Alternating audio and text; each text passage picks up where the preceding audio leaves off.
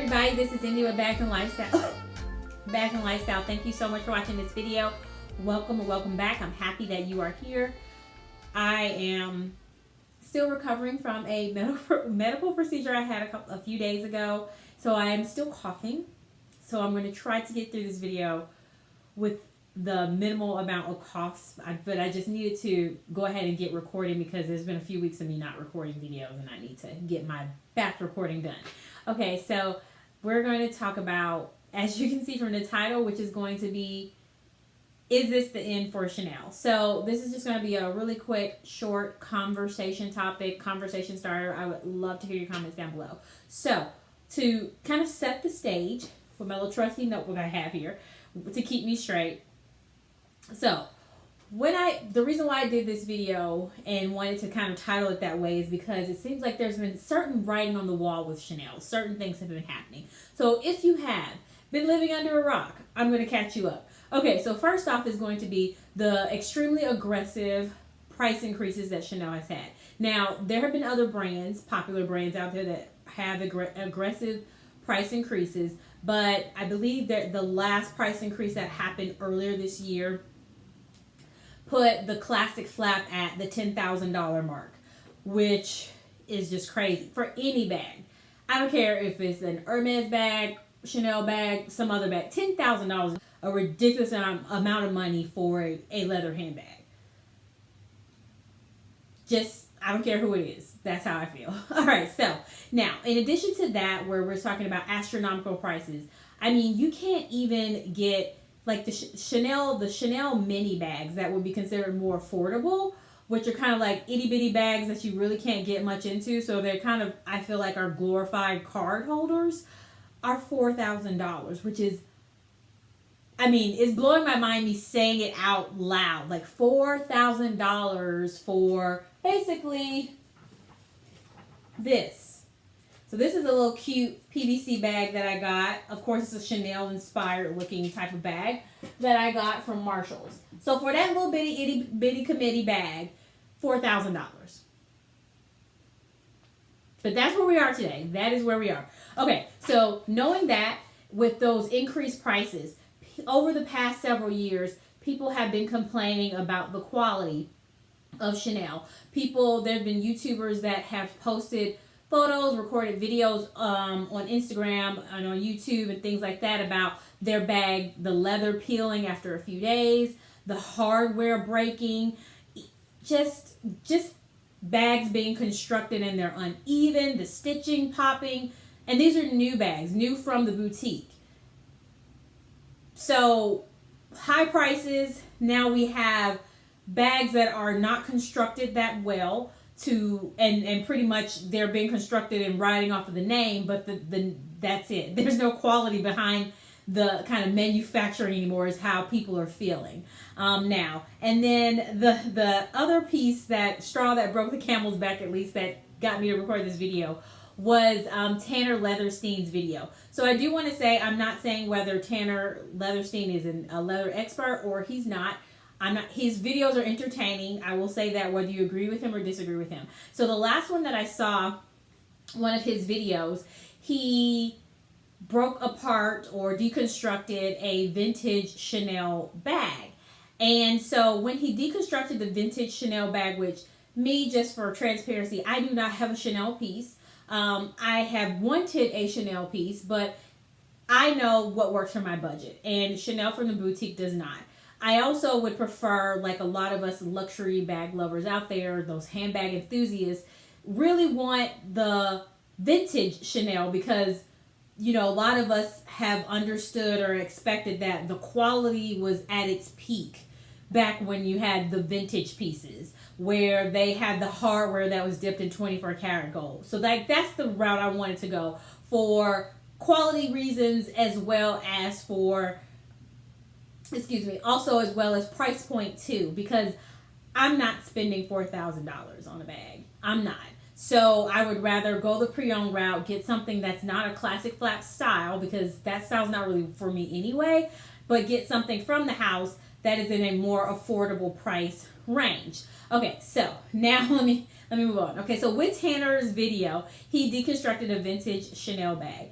And so he tested the outside of the bag. I think it was lambskin. I don't remember the style of the bag.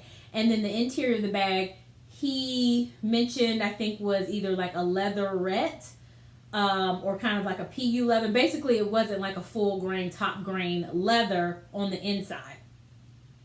So that's according to what he did in his video. I'm not saying that's the case or not. This is rumored. I'm just recapping what the video covered. So he got that bag from a company called Leather Surgeons, which is a pretty well-known company that I've seen a lot of different YouTubers use and talk about their experience with them, where they rehab, restore damaged, worn out luxury leather pieces, and they look like they do an amazing job. So they had that bag authenticated through Entropy, is what Tanner mentioned. So since it was authenticated through Entropy is known to have a 99%, I think, 99% success rate with being able to authenticate and get it right. Also, you're talking about technology, and so you gotta take that with a grain of salt. So if that bag in fact was a real bag, then why is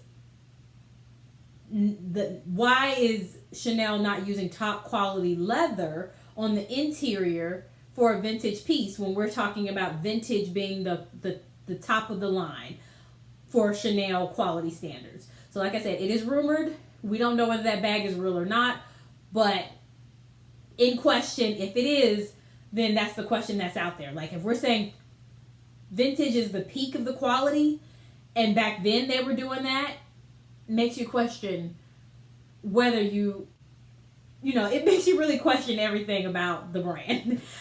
So with me laying all that out for you, is I don't think this is the end for Chanel, honestly. I think if Chanel continues down this pathway of not fixing their items, then I think eventually they'll get to the point where they're going to see a drastic decline in purchasing. But Chanel has such a strong hold on certain people where they just are so in love with that brand that they're going to just keep giving that brand a try. Or you have people that have never been able to experience the brand, and they're going to hope for the best and at least be able to get their one Chanel piece or their first Chanel piece out of it. So I feel like it's a while before we would see that. I also did want to throw in the fact that also, I forgot to put this in earlier, where it is rumored that Chanel has, actually I don't think it's rumored anymore because I saw an article about it. So Chanel is opening up VIP only stores, where pretty much if you're VIP, that means you have a certain spend level. The most recent rumor that is out there, I said rumor, this is not fact, but they're now requiring a minimum spend. Thank you to Super Dakob for sharing that information. Where there's now supposedly a minimum spend just to reserve ready to wear. So one thing I can say is I feel like these moves towards that, when they increase these prices ridiculous, like at a ridiculous amount, and are not changing anything about the quality. Also are moving towards opening up VIP only salons. Also supposedly requiring a minimum spend before you can purchase a ready-to-wear piece. All of this is kind of like reverse psychology to me. So I feel like there are most people that are kind of pushing the sales with Chanel are everyday regular people like me and you, where you have enough disposable income where you can put aside some money every few months, every month, every week, however, to afford these pieces that are very expensive.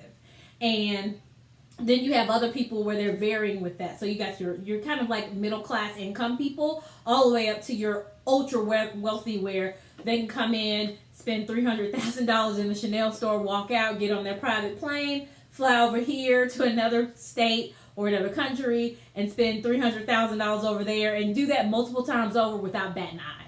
So, but I think most of the driving of the sales are coming from people who are everyday people who are putting aside and saving for these pieces and making planned purchases with them, whether that's ready to wear or whether that's through the accessories. But I think it'll be a while before we see a decline. I do think that there's some things happening, and Chanel really does need to get their act together if they want to keep the status that they have.